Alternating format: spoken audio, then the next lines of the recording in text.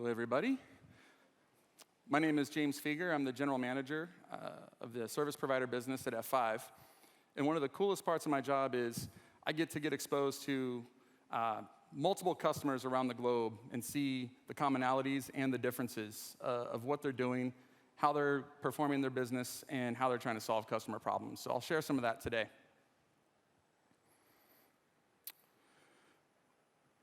We are all different, yet we are jointly rely on an app-connected world.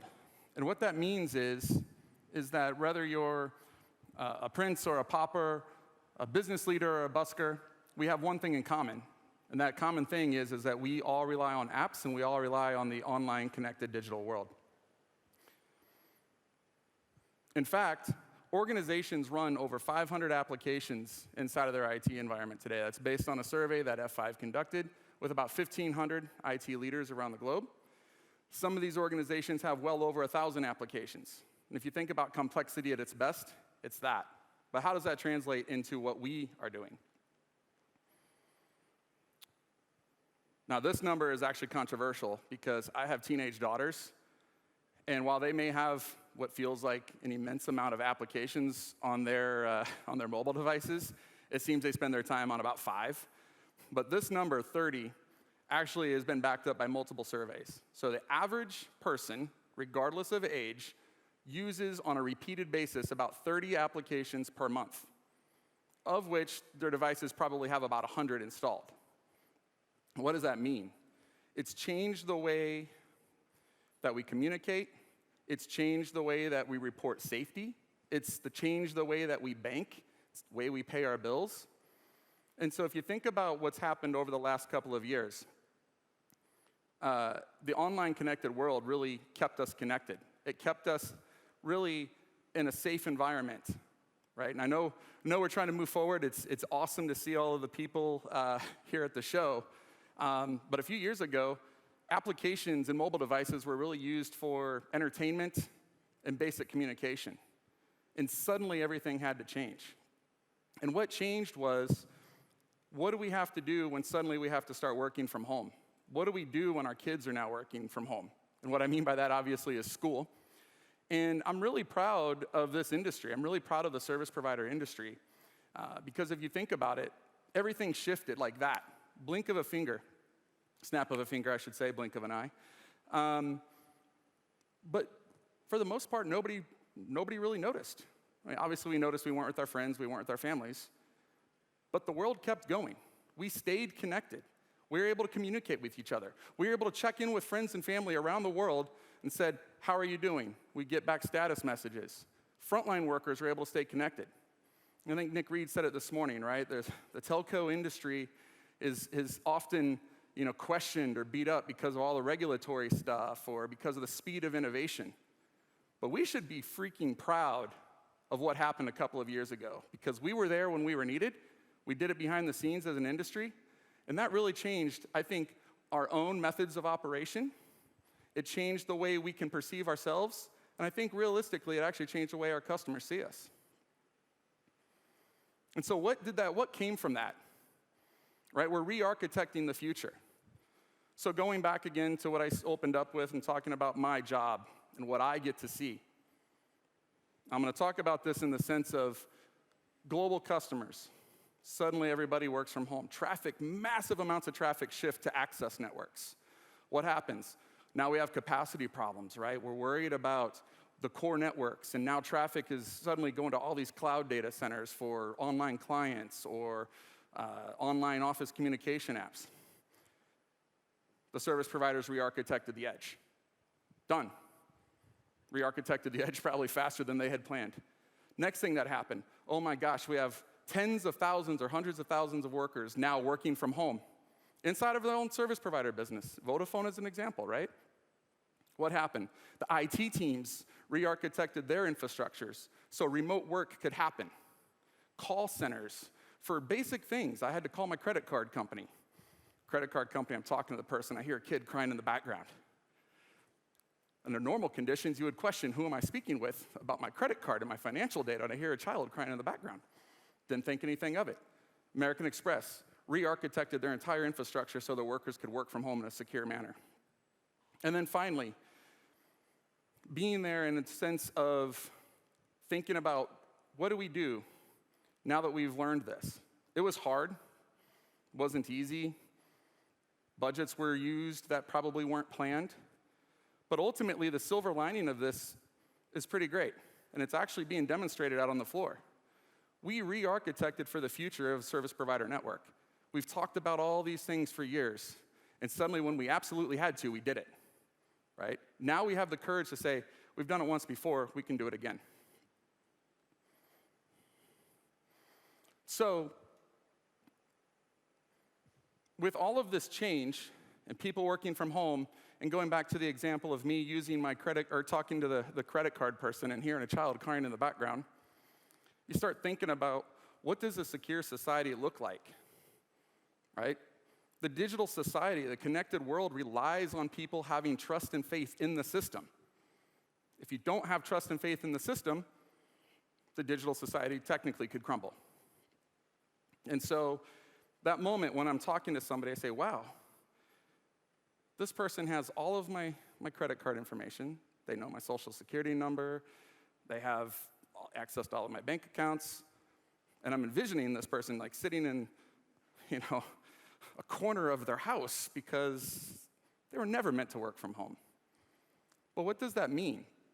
And so when we start thinking about how do we keep people safe, how do we re-architect for the future, we like to call it a force for a safer digital world. And you say, well, what is a force for? Obviously, a force for, the for is highlighted here. And really the way we're approaching this at F5 is taking cybersecurity and thinking about how we build our applications, how we work with our customers, how we help our customers support their customers. Think about what we're fighting for instead of thinking about all the bad, right? It's a change from, as our CEO likes to say, it's a change from playing defense to playing offense. Think about the things that matter. Again, going back to a couple of years ago, the things that matter are your kids, your parents, your friends, your family. These are real people with real dreams, real hopes, but they also have real fears. That's what we're fighting for, right? We're not talking about fighting a faceless bot. We're not talking about fighting some hacker in some foreign country. We're not talking about big, massive corporations that may or may not have their names in the news. We're talking about individuals that are impacted by these things. And so our approach to this is, what are we fighting for? Why are we fighting for it? And really focus on the things that matter. And so, again, in my role, I get the opportunity to talk to our customers, ask them these questions. What matters to you? If you had the opportunity to steer a product roadmap, why would you steer it that way? Don't tell me it's so you can go and sell a whole bunch of units or get a nice press release or anything like that, because that's over here. If you build something with intent, if you build something with heart behind it, all the goodness of the business comes along. And so what we're focused on in my world, I'm a force for service providers to help them scale, help them defend against attacks, help them serve their customers. And we're doing that in a couple of ways, right? Easing our transition of change from traditional hardware to virtualization to cloud native. You say, well, James, everybody's doing that. Everybody has cool technology. I firmly agree. Prior to joining F5, I actually worked for an operator for my entire career. I've been the customer. But one of the biggest opportunities to be a force for a secure digital world is making sure that a transition from one technology to a new technology doesn't open up a whole bunch of holes. It doesn't change the operational methodologies and processes to where suddenly things are getting dropped. So as you're making these transitional moves, as you're thinking about the processes to implement, build it in that manner. Protecting customers and network infrastructure at scale.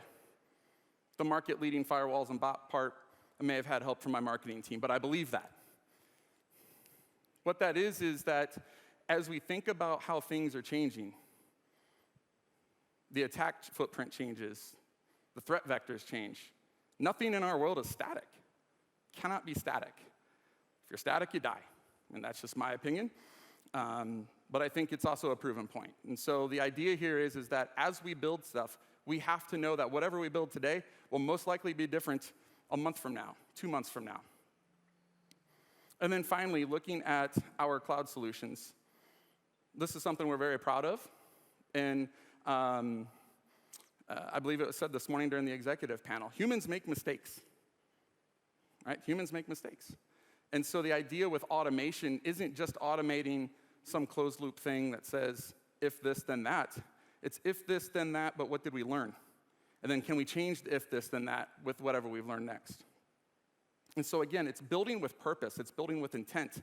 And the intent has to be something more, has to mean something more in order to make it viable.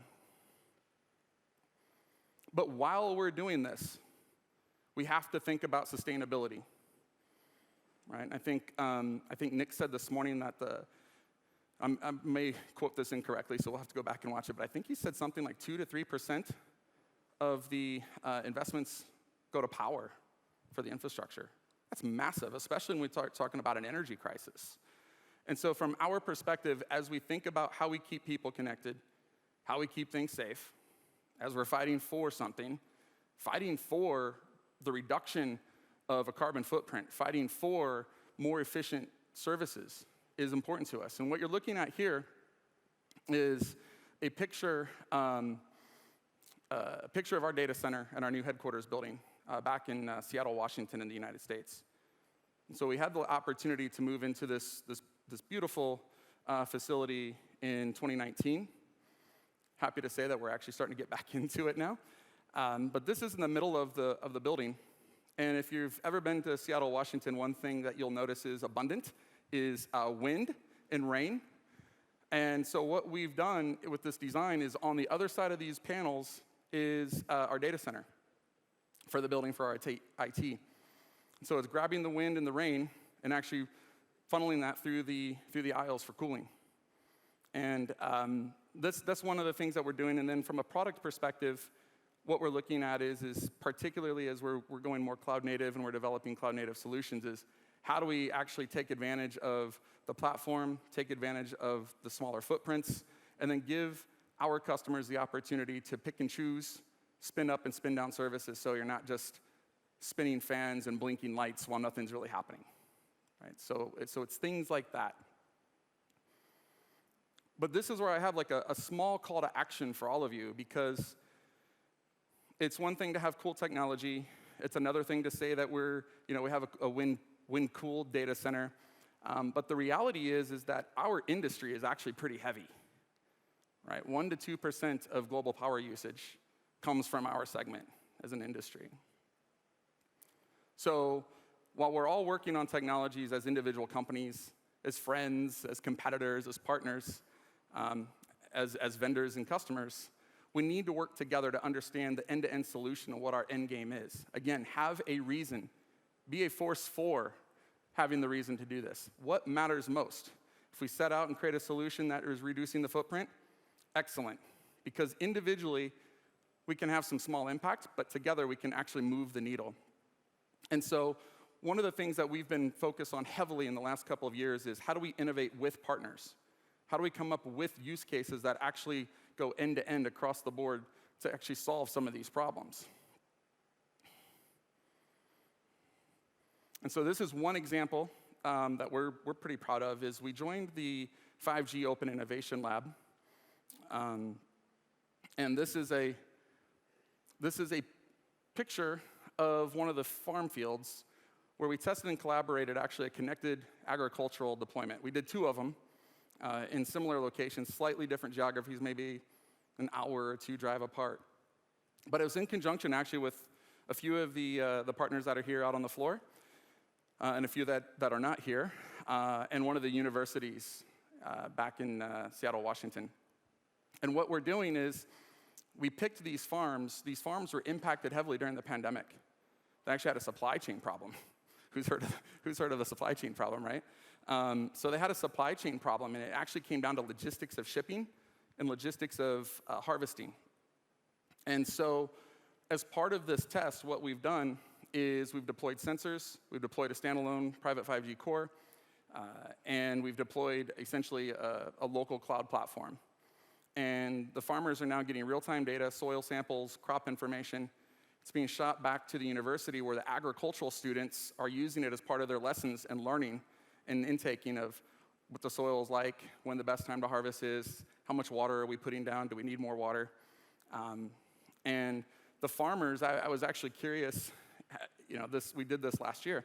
I was curious if the farmers were actually still using this or frankly, again, validate this. Was it more of a, hey, we did this use case and it was a nice, cool thing, and let's move on? No, they're still using it. I actually got an escalation over the weekend where connectivity was lost to one of the farms, and the farmer called, said, hey, can you help me out? Fortunately, full disclosure, it was not us. It was a different problem, but it was nice to actually hear that the farmer is still using this, and he said that it's actually completely changed the way he runs the farm. He said he now has a better understanding of what his investments need to look like. He can actually calculate how much water he needs, can calculate how much power he's needing, how much fuel he needs. And so what I want to end with here is a rehash of a few things. First, don't underestimate what the last few years actually did for us. I'm so thrilled to be back in person. This is my first time on a stage in 3 years. And so I'm extremely thrilled that we're in this point. But when we were stressed, we learned an enormous amount about the power of our industry, what we can do when we work together. We've always known that carriers and telcos are there for emergencies. We've known that. But never, ever have we seen an entire industry come together to solve the problems of taking care of the end user, taking care of frontline workers, taking care of our own workers, keeping people connected, not only in the serving territories that you're responsible for, but across the globe. Have a reason other than business, other than unnamed faceless bots or big-name companies to go off and do something. Have a reason. Be a force for somebody in your life. Be a force for a reason and a purpose. And develop with purpose. And then finally, come together, right? I'm so excited about this event because it gives me the opportunity to actually go and meet with colleagues and understand what we can do if we actually unify a solution, come up with a reason to actually solve it, and have the impact to actually deliver an end-to-end use case. Because we know this is an ecosystem, nobody has a singular solution, and we all have to rely on each other to have a better future.